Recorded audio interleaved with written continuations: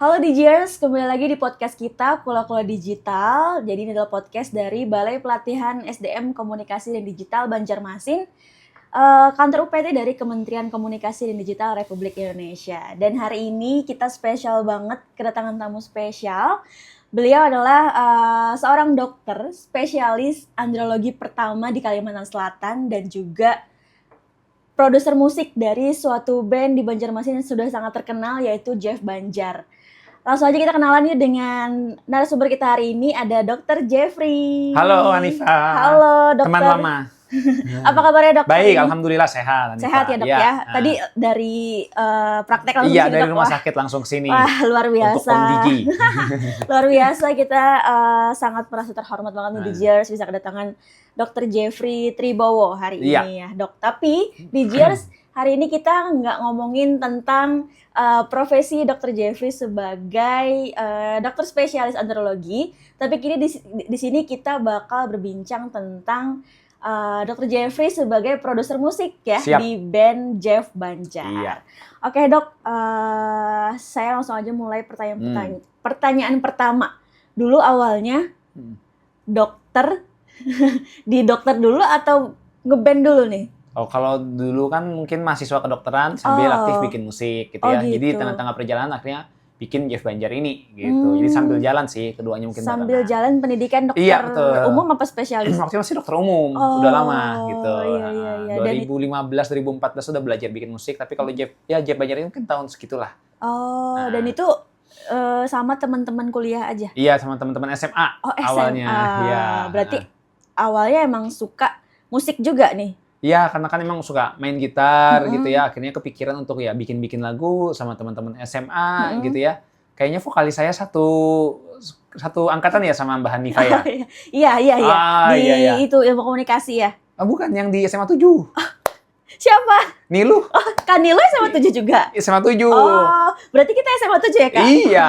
Gitaris saya Eben SMA 7. Oh iya, SMA 7. Niluh itu dia SMA 7-nya tuh dia mungkin 2014 atau 2015. Kayaknya barengan, gak ketemu ya? Atau Ulun kayaknya. Jadi bahasa Banjar nih, Jers. Iya. Oke, dan itu awalnya sama teman-teman SMA, awalnya bikin-bikin musik aja, terus sampai kepikiran untuk bikin band gitu. Betul, gitu. Jadi awalnya kami cuma bikin untuk jingle gitu ya, untuk lagu-lagu promosi, sampai akhirnya kami fokus di lagu Banjar tuh dari tahun 2014 atau 2015 gitu mulai bikin. Itu pertanyaan aku. Kenapa niat awalnya tercetus di lagu Banjar aja gitu pada saat itu? Karena kami ngerasa belum ada yang mendokumentasikan situasi di Kalimantan Selatan dan Banjarmasin di era sekarang ini dalam bentuk sebuah lagu gitu ya. Kalau fotografer dia mendokumentasikan dalam bentuk foto, kami mau mendokumentasikan kota tuh dalam bentuk lagu gitu ya.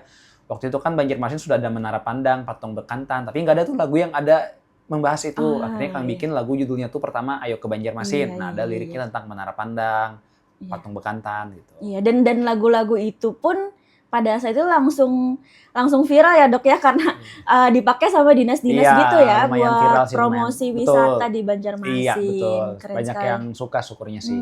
Oke, dokter sekarang kan musik dari berbagai platform tuh banyak ya.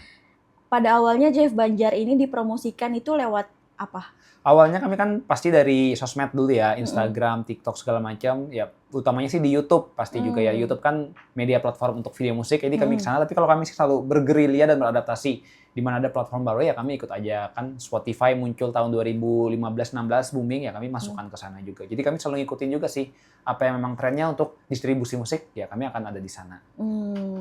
Dan di Jeff Banjar ini juga menjaga ruh Banjar itu sendiri ya dok ya, buat lagu-lagunya ya. Kami selalu mengupayakan lah supaya nuansa Banjarnya itu tetap ada, walaupun ya mungkin kami bukan yang lagu Banjar yang tradisi banget gitu ya, kami mungkin ke arah yang pengembangannya ya, pengembangan dengan cita rasa kami seperti apa sih. Gitu. Apakah dalam proses kreatifnya itu atau proses pembuatan lagu itu ada diskusi Dok sama seniman-seniman Banjar Oh misalnya. banyak. Oh iya. Ya senior-senior musisi Banjar tuh ngasih banyak tips dan masukan ke kami ya. Mulai dari Pak Dino Sirajudin, Bapak Hendra Panting, Bapak Heri Yadiasa. Jadi beliau-beliau tuh juga banyak banget sih ngasih masukan kami tentang ini loh seperti ini diperbaiki segala macam dan itu cukup membantu banget kami. Jadi kami senang juga banyak musisi lokal terutama yang senior juga ikut memberikan arahan bagi kami yang junior. Dan itu tantangannya apa Dok? Selama misalnya membuat satu lagu Banjar baru nih, tantangannya sendiri apa biasanya? Paling idenya aja ya, kami kan kalau udah ada ide tuh enak gitu ya, ide mau bahas tentang apa. Nah kadang kami kalau lagi belum kepikiran tuh agak sulit aja untuk membuat sesuatu yang mungkin belum ada gitu ya. Jadi utamanya sih kami selalu bikin lagu tuh sesuai dengan apa yang kami jalani hari-hari, apa yang kami kepikiran tentang apa baru kami bikin lagu gitu. Dan itu bahasa Banjarnya kental banget ya Dok ya? Iya. Itu dokter orang Banjarmasin asli? Bukan saya lahir di Palembang, besarnya memang di Banjarmasin udah dari umur 3 tahun gitu, jadi udah lama ya.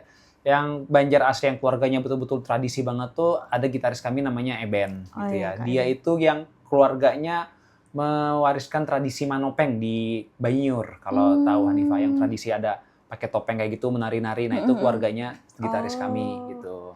Dan itu konsultasi setiap bikin lirik bahasa Banjarnya itu ke siapa Dok biasanya? Kalau misalnya kan salah-salah gitu kan ya. Ya pasti kami nggak bisa dipungkiri, kan pasti juga ada salah juga di liriknya ya. Tapi kalau kami sih biasanya ya riset dari banyak kan sekarang tuh ada buku gitu ya, Kamus Besar Bahasa Banjar tuh bahkan dari dinas resmi itu sudah ada loh di internet di Google tuh bisa kita download dan kita baca di situ. Jadi rata-rata sih kami baca-baca di sana gitu ya. Walaupun tadi nggak bisa dipungkiri mungkin saja ada kesalahan lirik dalam lagu-lagu kami, terutama yang terdahulu. Oh oke. Berarti tadi dalam proses kreatifnya dokter bersama teman-teman ini juga melakukan diskusi dengan senior-senior ya. Dan juga untuk bahasa-bahasa sendiri juga cari di kamus yang udah tersedia yang oleh dinas-dinas yang ada. Terus berarti kenapa nih namanya Jeff Banjar?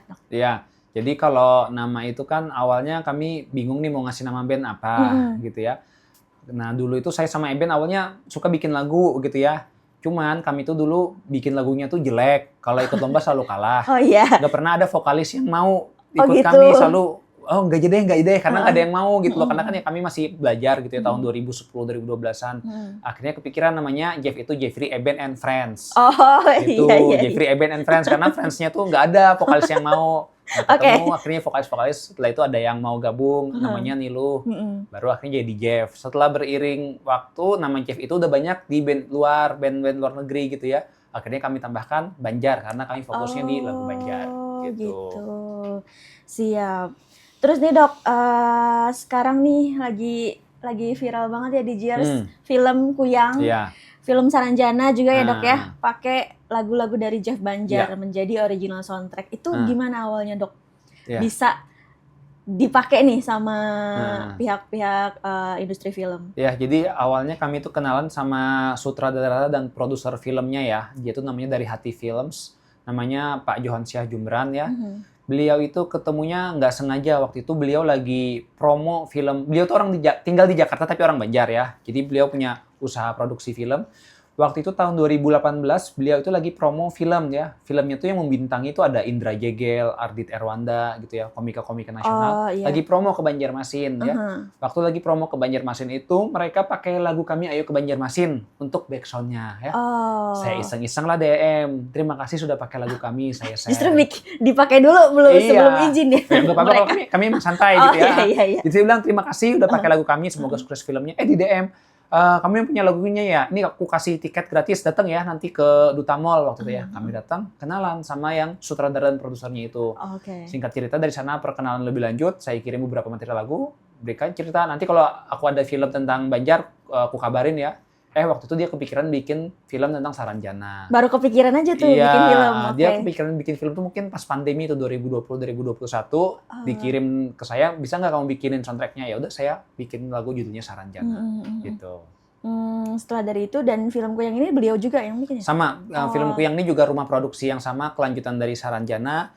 Beliau udah ada mau bikin tentang Kuyang, dikirim nih sinopsis film segala macam, kami kirim beberapa lagu dan ada yang kepilih akhirnya. Dan ini masih tayang ya dok ya filmnya? Masih di bioskop nih sekarang. Masih di ya. bioskop nih di Jers. Jadi kalau weekend ini nggak tahu mau kemana, langsung aja nonton film Kuyang. Nanti ada Dr. Jeffrey di situ ya? Iya. Jadi apa dok? Ya, Pemain jadi figuran. figuran aja. Jadi figuran.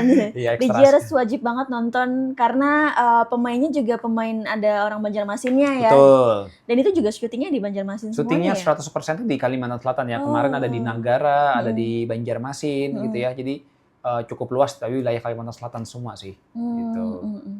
Oke, tadi kan dokter cerita ngirimin materi-materi lagu nih untuk sutradaranya itu ataupun produksi filmnya itu. Ada perbedaannya nggak? Ada perbedaannya nggak dalam membuat lagu untuk biasa aja nih misalnya buat album atau untuk film gitu? Ya. Jadi kalau kami sih prinsipnya tetap pengen bikin lagu itu seperti pada umumnya karena kami pengen. Biasanya kalau kami bikin lagu pengen supaya ini supaya viral nih, supaya rame nih, tuh pasti jelek, berani jamin gitu ya.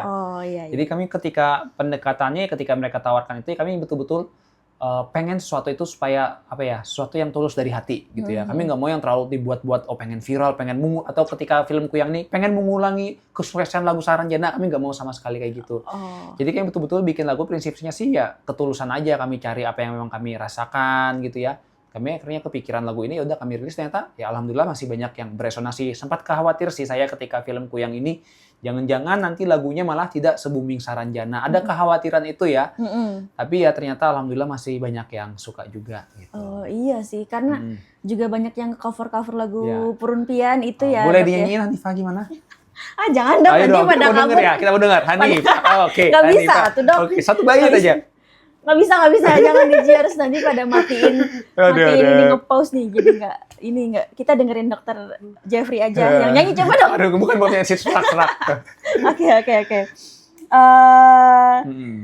Untuk lagu Purun Pian ini, biasanya kan filmnya nih, gara-gara film jadi pengen denger lagu Purun Pian misalnya nih. Kalau dari dokter sendiri atau dari Jeff Banjar sendiri, ada nggak sih ngepromosiin khusus untuk lagu yang menjadi original soundtrack film atau ngepromosiin khusus gimana? Biar banyak yang dengar, biar banyak di react atau gimana? Ya, kalau kami sih ya tetap kayak biasa aja ya, promosinya pasti di sosial media, bikin video lirik. Kalau kami sih standar gitu aja, semua lagu kami pendekatannya sama sih gitu ya, terkait mana yang disukai orang ya nanti biar audiens yang milih aja. Kalau memang bagus biasanya akan naik gitu. Dan sekarang yang lagi banyak didengar orang apa dok, lagu-lagu dari Jeff Banjar? Kami ini kan sudah rilis album, ada berapa ya? Ada 5. Ada 5 album ya. Jadi kalau sekarang secara statistik sih masih nomor 1 tuh Saranjana. Ya, lagu Saranjana itu yang paling banyak ditonton dan didengar. Yang kedua ini mungkin yang soundtrack Kuyang ya. Ada lagu judulnya Kasih Mantan di Hawas, Purun Pian, sama Kuyang.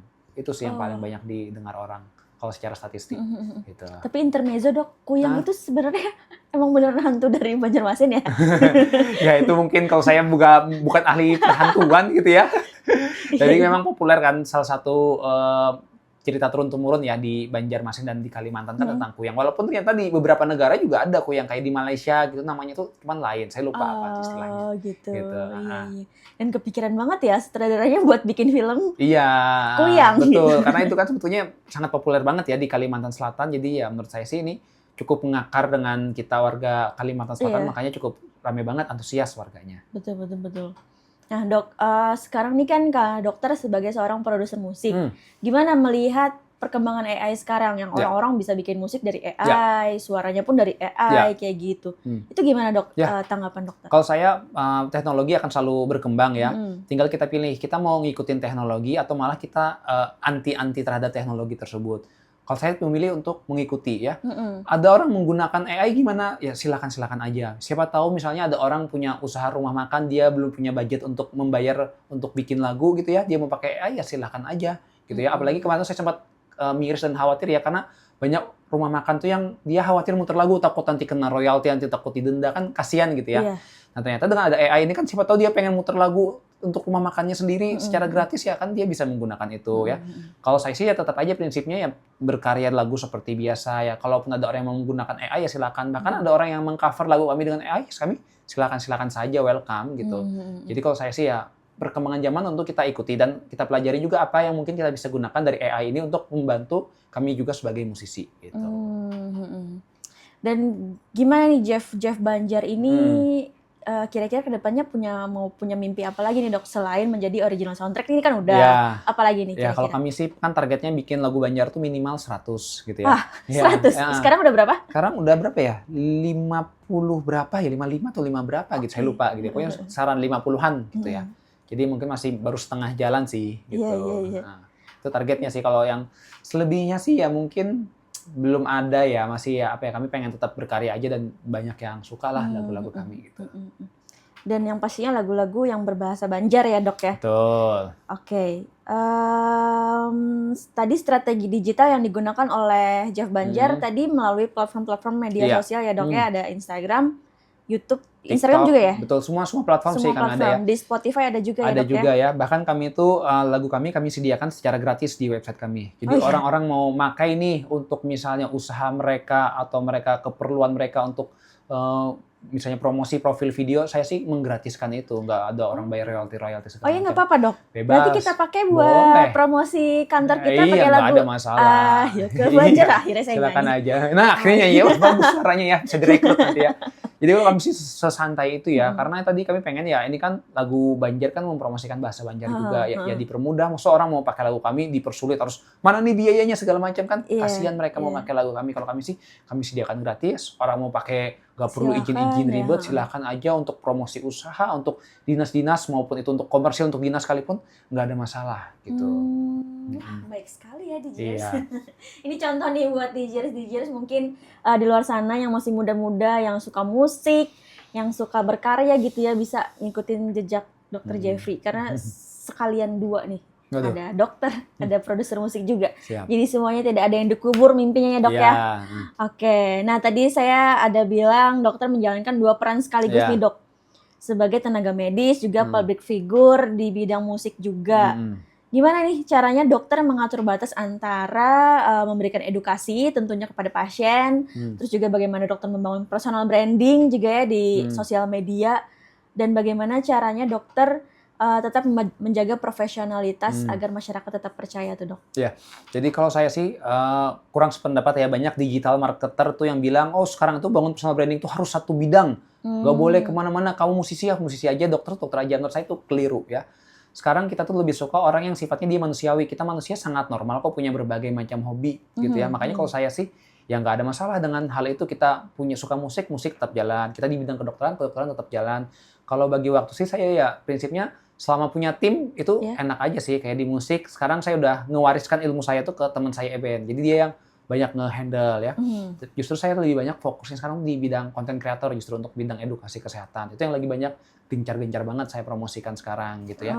Jadi kalau saya selama ini kami jalan justru enak gitu, tetap jalan kedua-duanya dan bikin nggak mudah bosan. Kalau bosan di musik yang ngurusin masalah konten kreasi edukasi, kalau bosan bikin edukasi yang ngurusin musik, jadi kedua-duanya bisa jalan berbarengan gitu, nggak ada masalah. Keren banget sih Dok. Itu gimana Dok cara bagi waktunya dokter sebagai dokter spesialis juga sebagai musisi, juga bikin konten juga di Instagram dan aktif loh di DJers itu kontennya itu gimana Dok? Ya, cara dokter bagi waktunya? Ya cara paling mudah sih kurangin nongkrong, udah itu aja sih. Kalau saya banyak orang muda sekarang tuh kan, anak muda kan dia banyak ya nongkrong di kafe segala macam. Ya silakan aja sih. Cuma kadang kan orang bilang oh sibuk gitu ya, padahal mereka mah kerjaannya Netflix and chill nongkrong, ya mereka bukan sibuk tapi males sih menurut saya.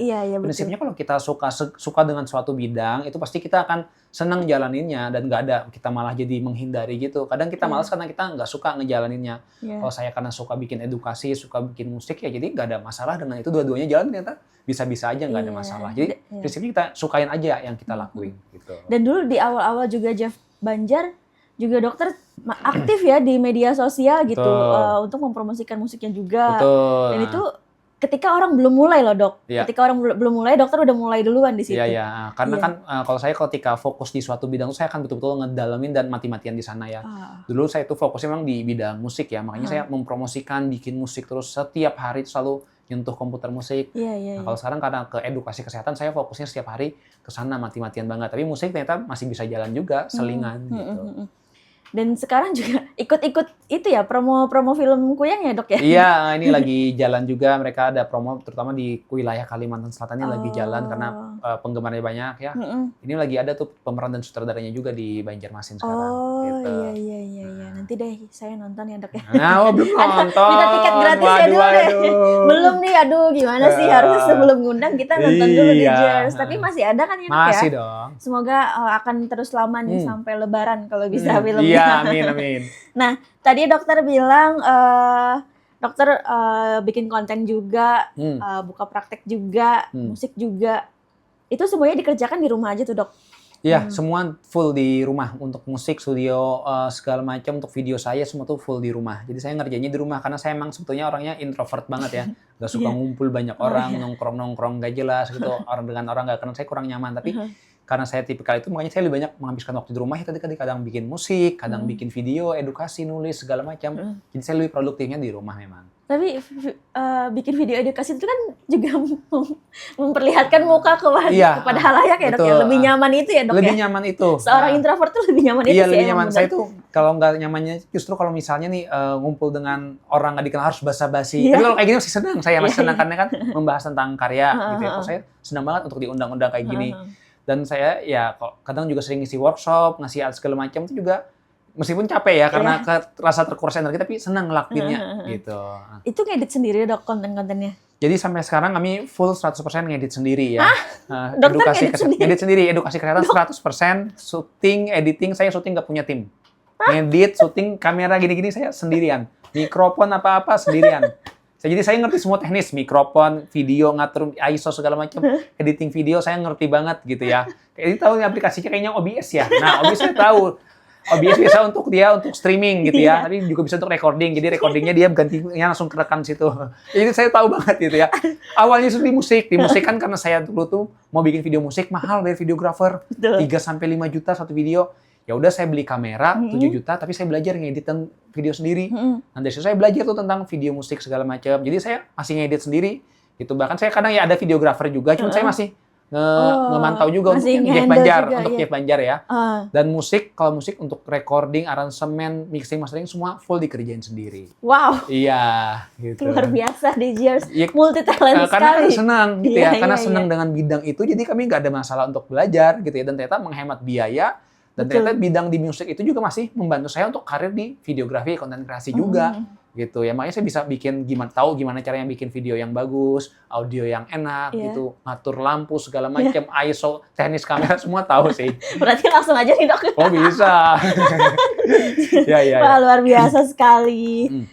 Berarti musik-musik video yang ada di Jeff Banjar itu syuting sendiri dok? Kami juga ada dengan videographer beberapa ya, karena kan sekarang fokusnya di konten kreasi edukasi ya. Jadi kalau di Jeff aja ada beberapa videographer pun juga masih saya yang direct. Masih karena sebelum finishing saya lihat lu edit, ini ngasih kurang-kurang karena saya saking gatelnya kirim filenya saya edit dikit-dikit nih boleh. Mending langsung dokter yang pegang tangan gitu karena ya. kan saya ngerti ya, jadi tahu nih gini. Iya, betul. Ternyata seru juga masih ngejalanin hal itu sih gitu. Kayaknya satu hari dokter punya waktu 52 jam, bukan 24 jam. Dinikmati aja sih.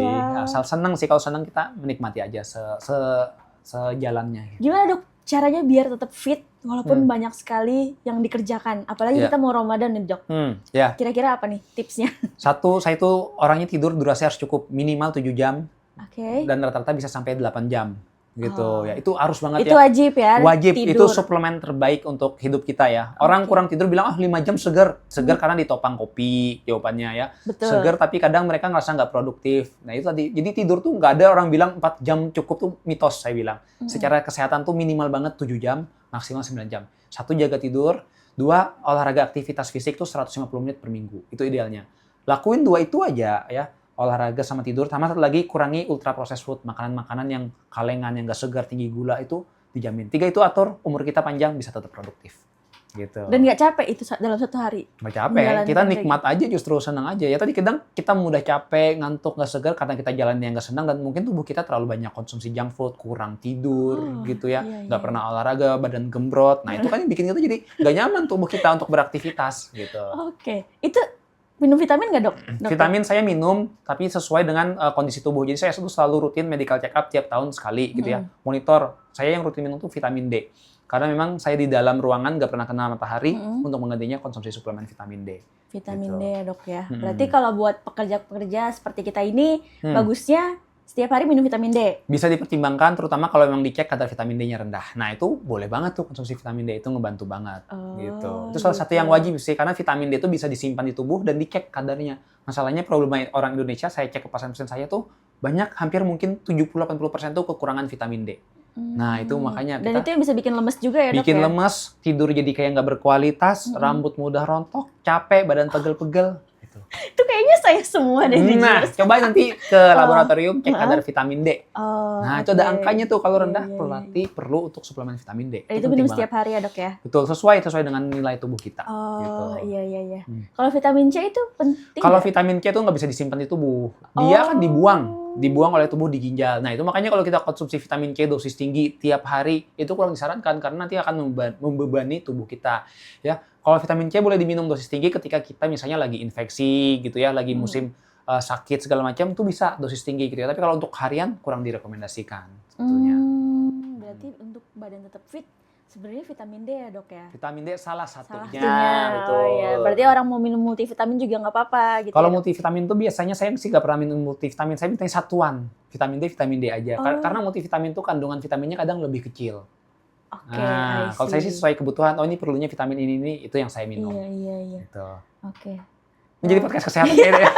Nggak apa-apa buat di podcast. Mana.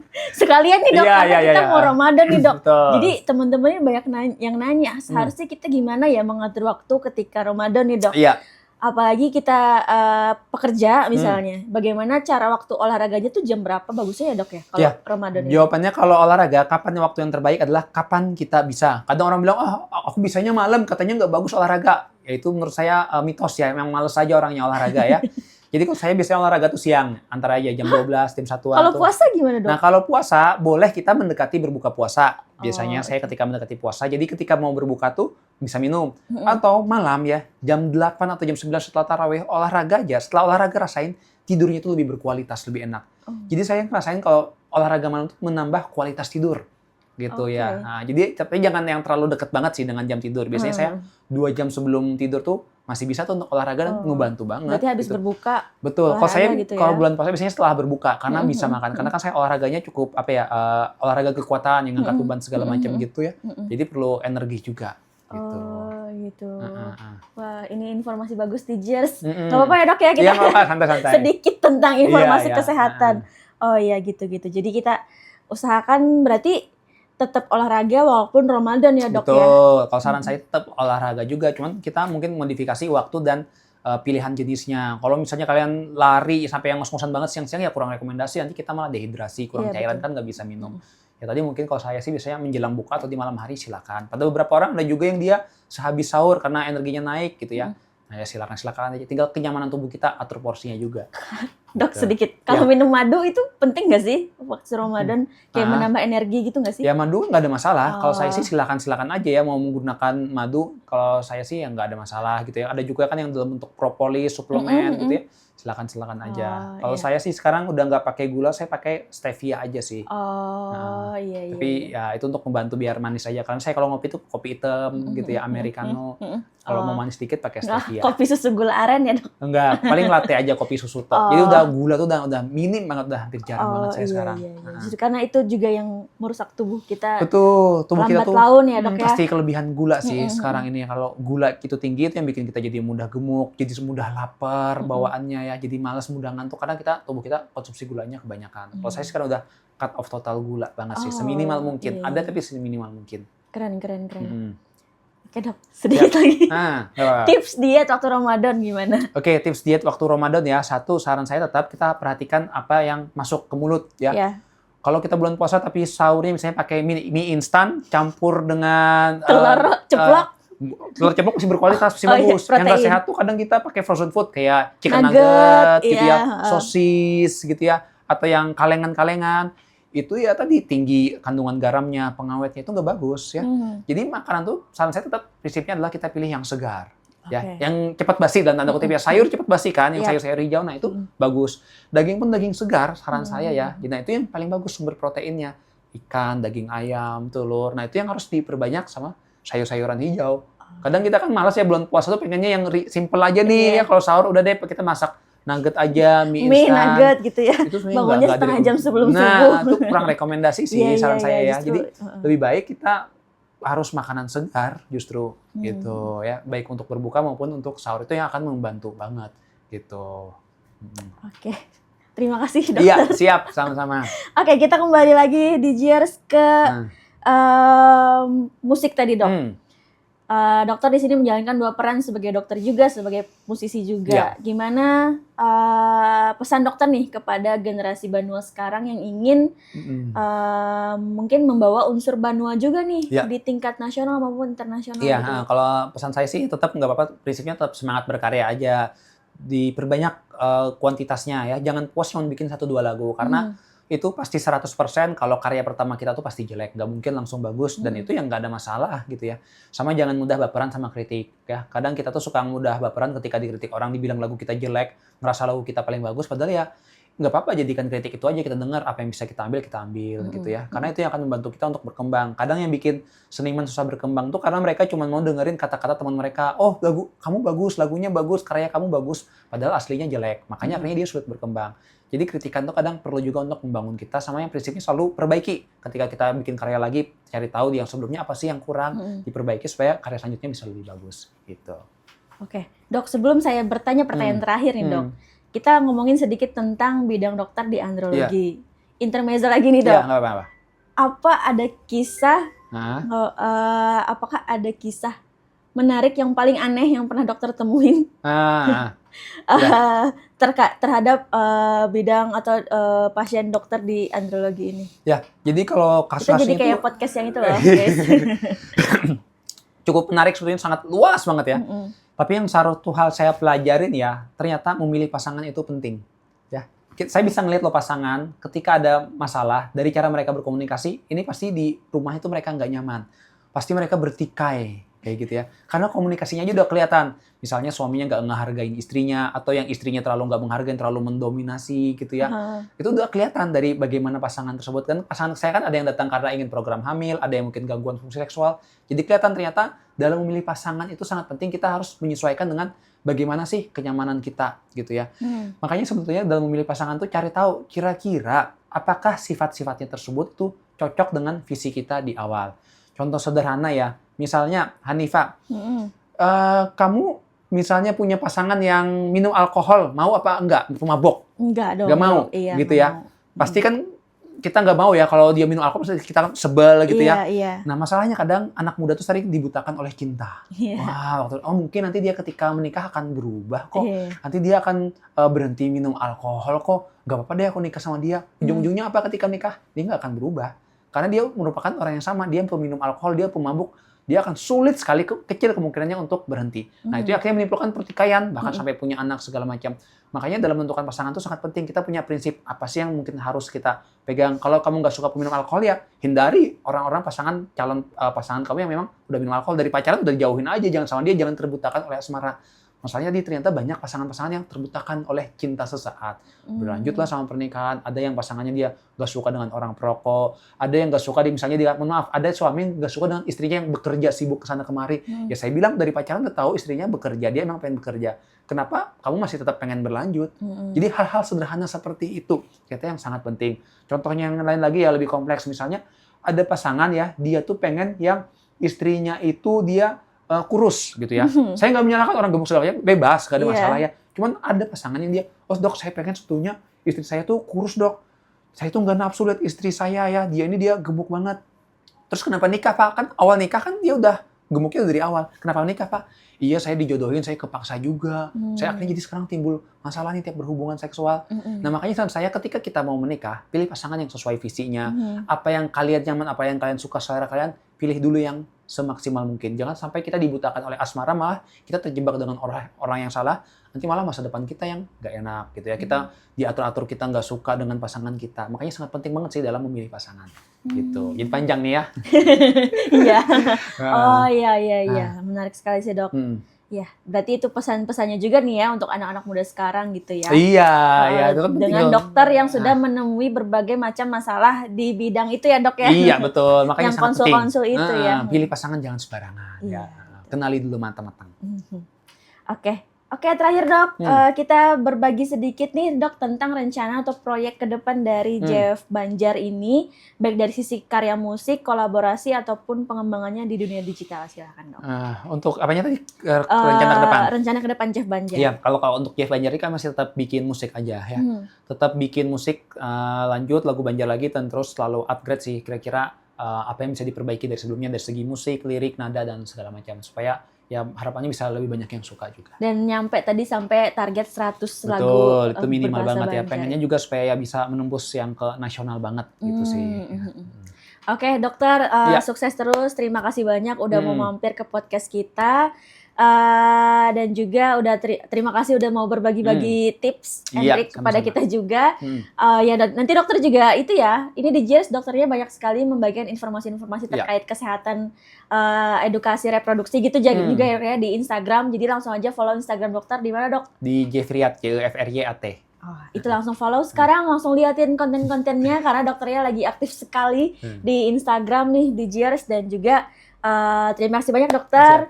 Nanti main-main lagi ke sini. Oke, siap. Oke, di JERS itu tadi episode kita bersama Dr. Jeffrey. Dan terima kasih untuk semuanya yang sudah menonton. Jangan lupa untuk share video ini ke teman-teman kamu. Jangan lupa juga untuk mengikuti pelatihan digital gratis dari BLSDM Komdigi Banjarmasin. Jangan lupa like, subscribe, dan komen video ini. Terima kasih. Bye-bye.